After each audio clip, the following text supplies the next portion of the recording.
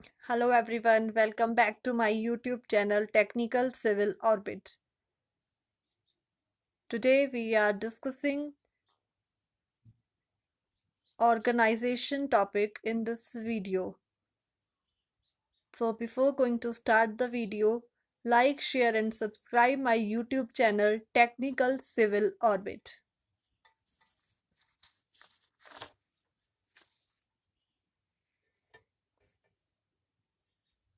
So what is organization?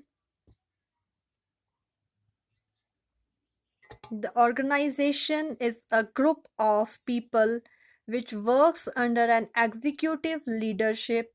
It divides the work and responsibility of the employees.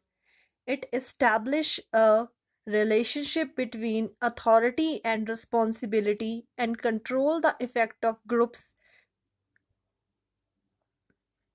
The organization is a step towards the achievement of established goal.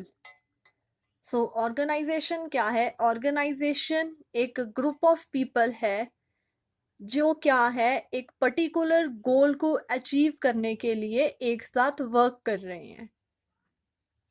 इसमें क्या है, जो work है और responsibilities employees की हैं वो क्या है, डिवाइड है और डिफाइन है. ये क्या है, ऑर्गेनाइजेशन जो है वो किस तरह से वर्क करती है. ऑर्गेनाइजेशन के अंडर क्या है, जो अथॉरिटी है उनकी क्या है रिस्पॉन्सिबिलिटीज, और जो एम्प्लॉय है उनका क्या है, जो वर्क है वो क्या है पर्टिकुलरली डिफाइन होता है. तो ऑर्गेनाइजेशन क्या है, एक पर्टिकुलर गोल को अचीव करने के लिए दो या दो से अधिक लोग जहां पे एक साथ काम कर रहे हैं वो क्या है, organisation.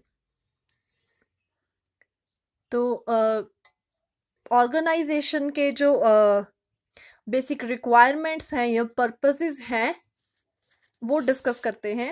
What are the basic purposes of an organization? To develop good and harmonious relationship among employees so that they work in a cordial atmosphere without friction. To clearly define and publish in writing the responsibility of every individual.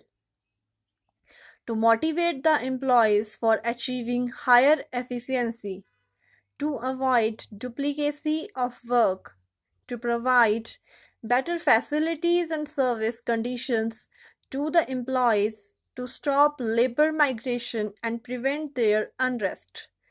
तो purpose क्या है एक organisation का?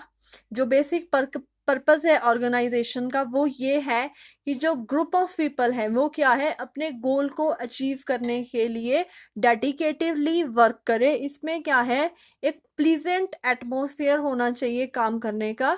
एक दूसरे के साथ क्या है, ग्रजेस नहीं होने चाहिए. इस तरह के एटमॉस्फेयर में क्या है, जहाँ ग्रैचेस हैं, जहाँ एक दूसरे के साथ फ्रिक्शन है, हमारा कोऑर्डिनेशन नहीं है, तो वहाँ पे क्या है, हम जो हमारा गोल है उसको क्या है अचीव नहीं कर सकते हैं. तो ऑर्गेनाइजेशन में क्या है, एक गुड रिलेशन होना चाहिए एम्प्लॉयज का, एक प्लीजेंट एटमॉस्फेयर होना चाहिए, कोऑर्डिनेशन अच्छा होना चाहिए, तभी क्या है हम अपने गोल को अचीव कर सकेंगे.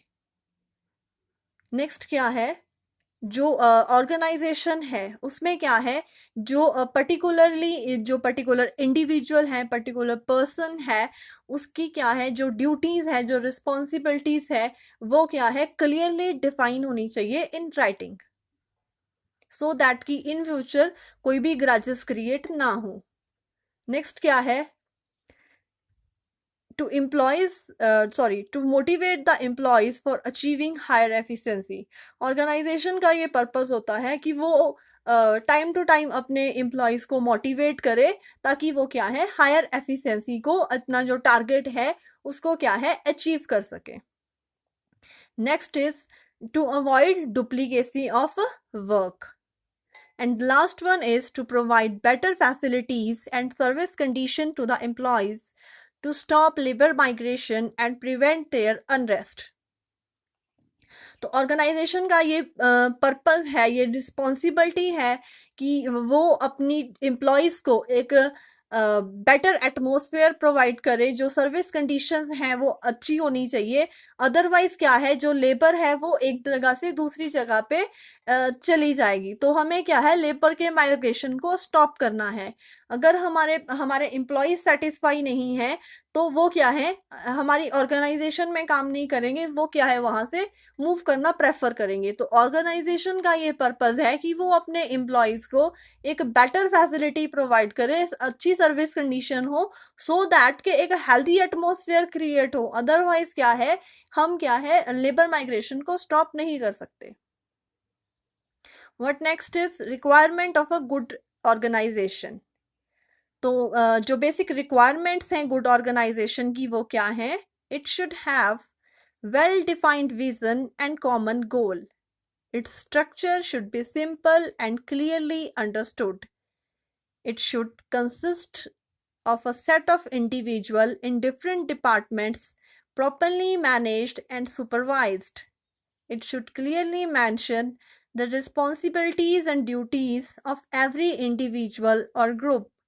All the members of the key post should be selected purely on the basis of merit list.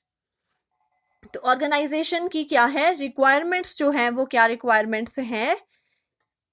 जो ऑर्गेनाइजेशन है उसका क्या है, एक जो गोल है वो क्या है, क्लियरली डिफाइन होना चाहिए। जो हमारा ऑर्गेनाइजेशन का स्ट्रक्चर है वो क्या है, सिंपल होना चाहिए, सो दैट उसको क्या है हम इजीली अंडरस्टैंड कर सकें। ऑर्गेनाइजेशन में क्या है कि हमारे पास क्या है, सुपरविजन के लिए क्या है, a set of individual in different departments. हमारे पास क्या है, इंडिविजुअल्स जो होने चाहिए पर्टिकुलरली हमें डिफरेंट डिपार्टमेंट्स के लिए, सुपरविजन के लिए और मैनेजर के लिए डिफरेंट डिफरेंट पर्सनालिटीज होनी चाहिए, सो दैट की जो अलग अलग डिपार्टमेंट का वर्क है वो क्या है कॉन्फ्लिक्ट ना करे।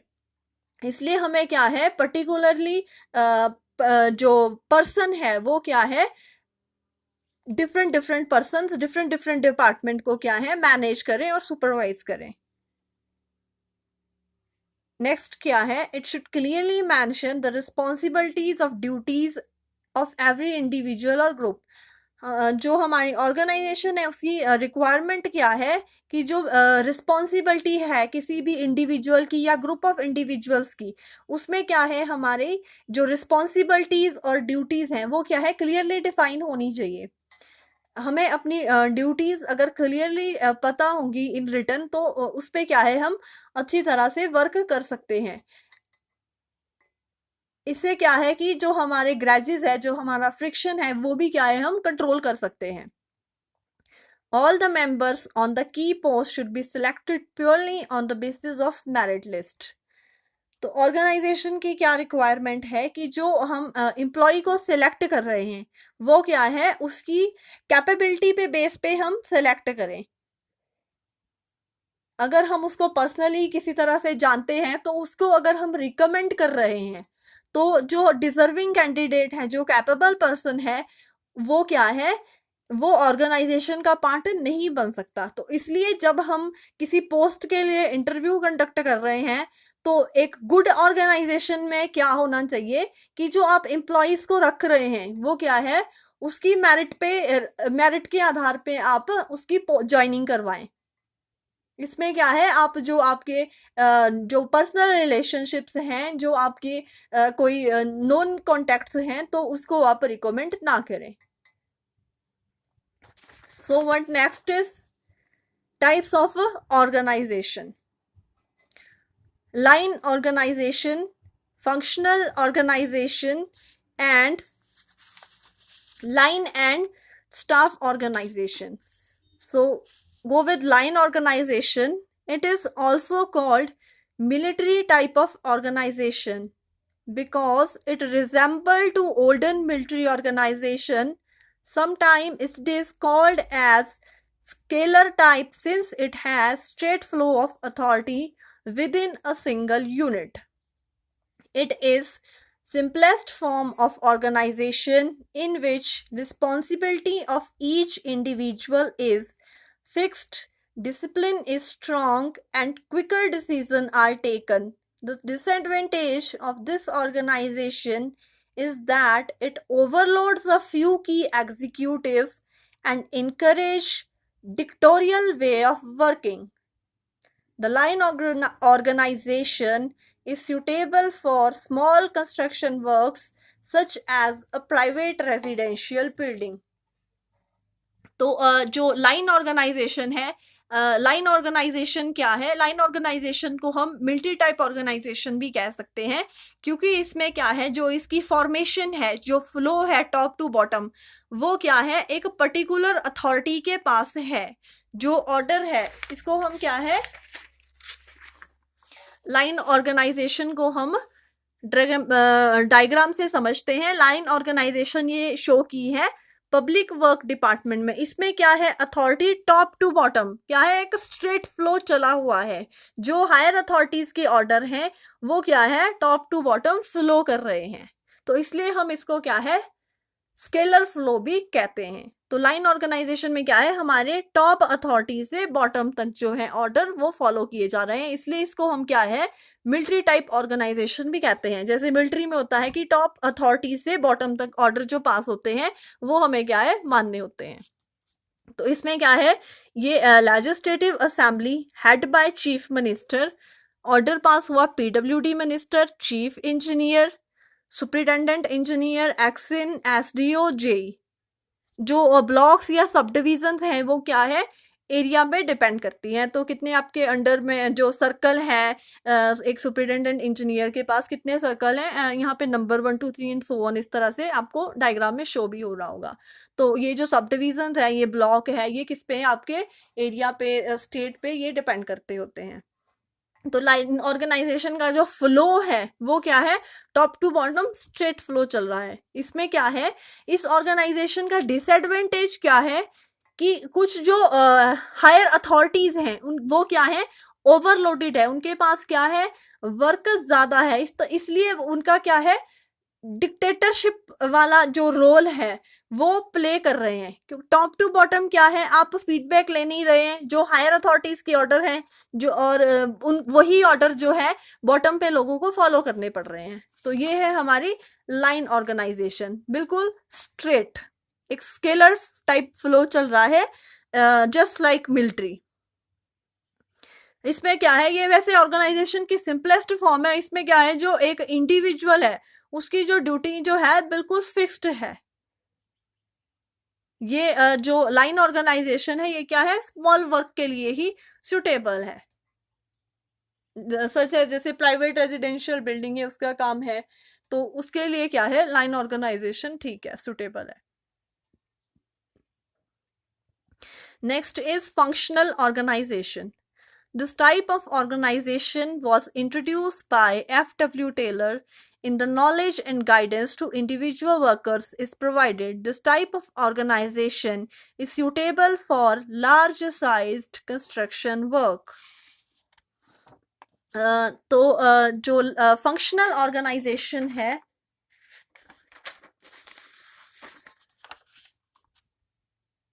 फंक्शनल ऑर्गेनाइजेशन में क्या है, जो वर्क है वो क्या है, उसको डिवाइड किया गया है. General manager, overall project incharge, उसके अंडर में क्या है, आपके रिसर्च एनालिस्ट, साइट इंजीनियर, जो आपका डिज़ाइनर है, डिज़ाइनर में क्या है, आपके आर्किटेक्चर है या स्ट्रक्चरल इंजीनियर है. तो साइट इंजीनियर क्या है, साइट इंजीनियर साइट पे काम देख रहा है, उसका क्या है, फॉर्मेशन एग्जावेशन है, सॉरी फोरमैन एग्जावेशन है, फोरमैन ब्रिक वर्क है, फोरमैन कंक्रीटिंग वर्क है, फोरमैन रीइंफोर्समेंट है. इस तरह से क्या है, पर्टिकुलरली उसको क्या है, पार्ट्स में डिवाइड किया गया है. एक फंक्शन जो है, जो चेन है वो क्या है, डिवाइडेड है. तो जो फोरमैन एग्जावेशन है उसके अंडर कौन से हैं, एग्जावेशन जो गैंग और लेबर्स है. फोरमैन ब्रिक वर्क में क्या है, मैसन एंड लेबर्स हैं. फोरमैन कंक्रीटिंग में क्या है, आपके कंक्रीटिंग हेल्पर्स हैं. फोरमैन रीइंफोर्समेंट में बार बेंडर और हेल्पर्स, ये क्या है, इनके अंडर है, ये पर्सन्स इनको रिपोर्ट कर रहे हैं. जो मैसन्स हैं, ये लेबर हैं, वो क्या है, जो फोरमैन है ब्रिक वर्क का, उसको रिपोर्ट कर रहे हैं। ये फिर क्या है, साइट इंजीनियर इनको देख रहा है। साइट इंजीनियर के कंट्रोल में कौन कौन से हैं, foreman excavation, foreman brick work, foreman concreting work, foreman reinforcement. Particularly foreman excavation के अंडर में एक्सकवेशन गैंग और लेबर्स हैं। तो इस तरह से क्या है, एक जो साइट है उसका क्या है, जो फंक्शन है वो क्या है, स्मूथली वर्क कर रहा है, क्योंकि जो डिफरेंट डिपार्टमेंट्स हैं उनके लिए क्या है, एक पर्टिकुलरली इंडिविजुअल्स हैं। Next is line and staff organization. This type of organization possess practically all the advantages of both the line and functional organization. In the line and staff organization, the quality of work is improved and there is less wastage of material, man, and machine hours. The expect advice from specialist staff executives can be made use of. This type of organization is preferred for medium-sized construction work. Line and staff organization क्या है, ये organization क्या है, advanced form है line और functional organization की। इसमें क्या है, जो वर्क की क्वालिटी है वो क्या है, इम्प्रूव की गई है। इसमें क्या है, जो मटेरियल है, मैन है, मशीन्स है, इनकी जो वेस्टेज है वो क्या है, कम है। टाइम टू टाइम हम क्या है, एक्सपर्ट एडवाइस भी ले रहे हैं, जो हमारा स्पेशलिस्ट जो स्टाफ हमने एग्जीक्यूट किया है। तो जो ये फ्लो है, ये किस तरह से हमारा फ्लो वर्क कर रहा है, ये हमारा लाइन एंड स्टाफ ऑर्गेनाइजेशन है। इसमें क्या है, आप देख रहे हैं, construction company headed by an individual और ग्रुप। ये क्या है, superintendent, overall project incharge. Overall project incharge क्या है, जो इंजीनियरिंग डिपार्टमेंट है और प्लानिंग डिपार्टमेंट है उनके साथ कोऑर्डिनेशन कर रहा है। सुपरिटेंडेंट ने ही जो ओवरऑल प्रोजेक्ट इंचार्ज है, उसने क्या, उसी ने ही जो आपका प्रोजेक्ट चल रहा है उसके लिए परचेजिंग डिपार्टमेंट और अकाउंट्स डिपार्टमेंट से भी कोऑर्डिनेशन रखना है। तो जो आपका इंजीनियरिंग डिपार्टमेंट है, इंजीनियरिंग डिपार्टमेंट ने क्या है, प्लानिंग डिपार्टमेंट के साथ कोऑर्डिनेशन करके आपको ओवरऑल प्रोजेक्ट इंचार्ज को अपना वर्क सबमिट करना है। परचेजिंग डिपार्टमेंट क्या है, अकाउंट्स डिपार्टमेंट के साथ कोऑर्डिनेशन रखेगा। अगर अकाउंट डिपार्टमेंट से उसको पैसे रिलीज होंगे तभी वो क्या है, अपने सामान की परचेजिंग कर सकेगा। तो इस तरह से क्या है, ये जो वर्क है ये क्या है, एक दूसरे पे डिपेंड है, एक दूसरे के साथ ये कोऑर्डिनेशन कर रहे हैं और अपना काम प्रोसीड कर रहे हैं। ये सारे काम को जो मॉनिटर कर रहा है वो है ओवरऑल प्रोजेक्ट इंचार्ज। अब नेक्स्ट क्या है, ओवरऑल प्रोजेक्ट इंचार्ज के अंडर हैं project incharge mechanical, project incharge civil, project incharge electrical. तो जो प्रोजेक्ट इंचार्ज मैकेनिकल है, प्रोजेक्ट इंचार्ज मैकेनिकल के अंडर में है मशीन मैकेनिक, फोरमैन या सेक्शनल ऑफिसर। इसी तरह से जो प्रोजेक्ट इंचार्ज सिविल है उसके अंडर है सेक्शनल ऑफिसर और स्टोर इंचार्ज।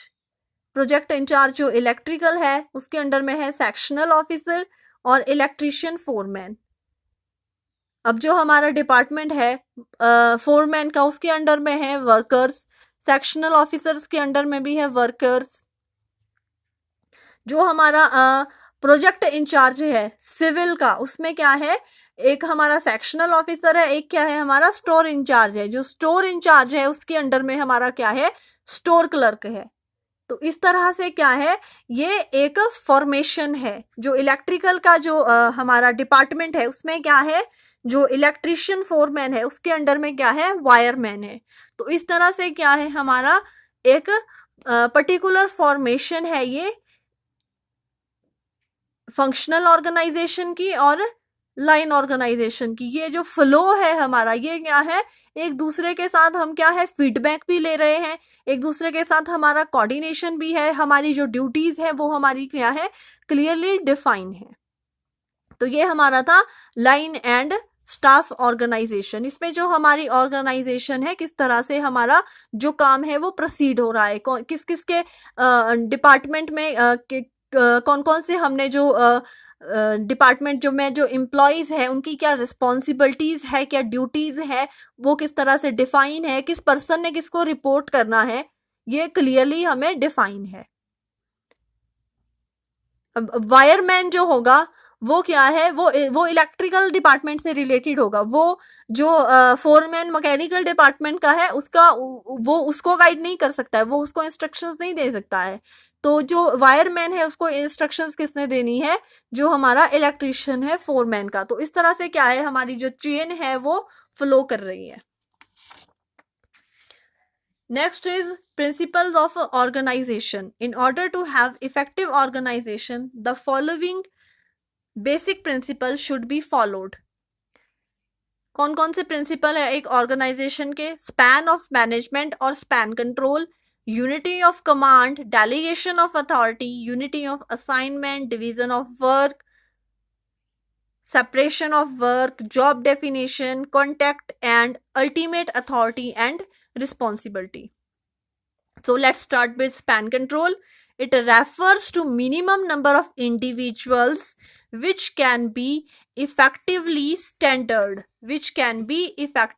standard, तो जो हमारा स्पैन कंट्रोल है ये क्या है, नंबर ऑफ इंडिविजुअल्स जो हैं वो क्या है, इफेक्टिवली कंट्रोल कर रहे हैं आपके वर्क को।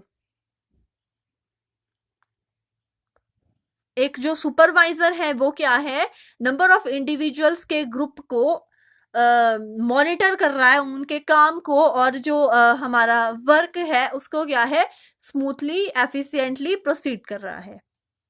Next is delegation of authority. It means the allocation of duty and responsibility of each and every individual along with the necessary authority to discharge his routine function. Delegation of authority क्या है? It means allocation of duty and responsibility of each and every individual along with the necessary authority to discharge his routine function. जो हमारी हमने जो authorities set की है, जो group of people है उनकी जो रिस्पॉन्सिबिलिटी है वो क्या है कि वो जो इंडिविजुअल जो काम कर रहे हैं उनको क्या है पर्टिकुलरली उनकी ड्यूटी और रिस्पॉन्सिबिलिटी को डिफाइन करें, जो रूटीन फंक्शन है उनको क्या है वो मॉनिटर करें। ये अथॉरिटीज का काम है। Next is ultimate responsibility. For a particular task should rest with the authority who delegates his function to his subordinate. Ultimate responsibility क्या है, एक पर्टिकुलर टास्क है जो क्या है, जो हमें अथॉरिटी से जो हमें गाइडलाइंस मिली है, जो हमें इंस्ट्रक्शंस मिली है, वो क्या है, वो जो हमारे सब ऑर्डिनेट्स हैं उसको क्या है वो स्मूथली उस फंक्शन को प्रोसीड करें। Next is unity of command. The principle of organization in which an employee receive command from only one supervisor person to avoid any confusion is termed as unity of command. What is unity of command? Unity of command में क्या है, जो हमारा organisation है उसका जो principal है वो क्या है कि जो एक पर्टिकुलर पर्सन है उसको कमांड देने के लिए एक पर्टिकुलर बॉस हो। इससे क्या है कि जो हमारे काम में क्या है कंफ्यूजन नहीं आती है, हमें पता है कि हमने किस पर्सन को रिपोर्ट करना है, किसने हमें हमारे काम के बारे में पूछना है। तो जो हमारा सुपरवाइजर है वो क्या है, उसकी जो ड्यूटीज है, उसकी जो रिस्पॉन्सिबिलिटीज है वो क्या है क्लियरली डिफाइन है। Next is job definition. Job definition refers to clear-cut description of a particular job to be designed and fabricated, giving the minute detail about it.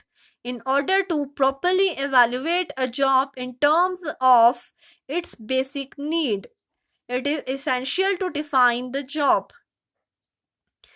Job definition क्या है कि ये एक क्लियर कट डिस्क्रिप्शन है जिसमें क्या है एक पर्टिकुलर पर्सन को, एक इंडिविजुअल को उसकी जॉब के बारे में डिस्क्राइब किया गया है कि उसकी क्या क्या रिस्पॉन्सिबिलिटीज हैं, क्या क्या ड्यूटीज उसको ड्यूटीज जो है ड्यूटीज पे उसको वर्क करना है. The definition should include official name of the job, grade or code if any, material to be used, dimension of the job, scope of the job, limitation of the job, difficulties to overcome, exact purpose of the job and job relationship. ये सारे जो principles हैं ये क्या है, एक organisation को strong बनाते हैं. एक ऑर्गेनाइजेशन में जो एम्प्लॉयज हैं उनके लिए क्या है, एक एक पर्टिकुलरली एक मेथड बनाते हैं, एक पर्टिकुलरली एक फ्लो बनाते हैं कि पर्टिकुलर पर्सन की क्या क्या ड्यूटीज हैं, कि क्या क्या रिस्पॉन्सिबिलिटीज हैं, किस तरह से उनको अपना काम मैनेज करना है. ऑर्गेनाइजेशन का जो मेन हमारा जो पर्पस है वो क्या है, जो भी ग्रुप ऑफ एम्प्लॉयज है उनका एक पर्टिकुलर टारगेट पे वो एक काम कर रहे हैं, उनका सबका एक डिजायर्ड गोल है. तो उस गोल को अचीव करने के लिए उनकी जो एफिशिएंसी जो मेंटेन रहे. नेक्स्ट क्या है कि वो जो हमारा जो वर्क है, जो हमारा गोल है उसको अचीव करने के लिए जो हमारे एम्प्लॉयज हैं उनमें क्या है, कोई मिसमैच ना हो, प्रॉपर कोऑर्डिनेशन हो, कोई कंफ्यूजन ना हो. तो ये सारी चीजें क्या है, एक ऑर्गेनाइजेशन को बेटर बनाती हैं. I hope you like my video. For more videos, like, share and subscribe my YouTube channel Technical Civil Orbit.